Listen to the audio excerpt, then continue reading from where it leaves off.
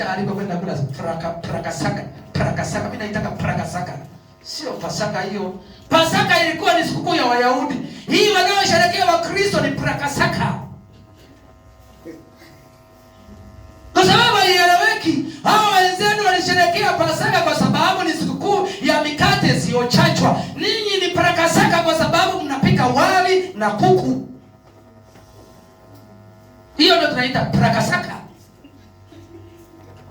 Yaani sikukuu ya Wakristo ni prakasaka. Pasaka mimi naijua ni sikukuu ya Wayahudi. Tena walikuwa wanafanya kabla ya mambo ambayo yaliyokuwepo, akiwepo mfungwa na achiliwa mmoja, na ilikuwa inafanyika kwa tarehe maalum, siku ya mwezi wa kwanza, siku ya 14 kila mwaka au kila majira waliokuwa nayo. Mungu akubariki sana.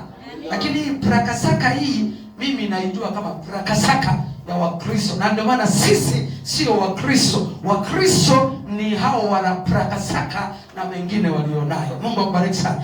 Mimi ni mwanafunzi wa Yesu. Mwambie jirani yako, hello mwanafunzi wa Yesu.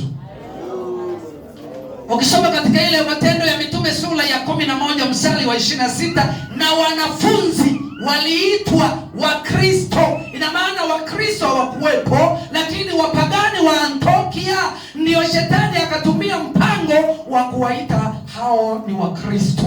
Na shetani akaona hapa sasa siwezi nikamkamata. Shetani alichokuwa anakifanya, alikuwa anawakamata wakina Stefano, anawaua. Stefano anaokufa wanaongezeka 1000 kuokoka. Wanakamata wanafunzi wa Yesu, wanawekwa gerezani, wanaongezeka watu kuokoka. Shetani akaona hapa dunia nzima itaokoka, naomba nilete injili za kwangu. Shetani akamwaga injili duniani. Sema amen. Na ndio maana leo unakuta injili hii inazungumza hiki, injili hii inasema hivi. Na ndio maana leo unakuta hao wako tofauti na huyu. Ukimchukua mtu wa AIC ukamweka hapa na Pentekoste, hawakai pamoja. Ukimchukua mtu wa Pentekoste ukamchukua na mtu wa Anglikana, ukiwaweka pamoja hawakai pamoja. Ukimchukua mtu wa TAG ukamchukua na Roman Catholic, wakakaa pamoja. Huyu yeye kazi yake kwa jina la Baba na Mwana huyu naye anasema na kukanyaka shetani na kusagasaga na kufunga mnyororo ya mbinguni na kutupa kuzimu. Sasa tafarana huyu anasema tuombe.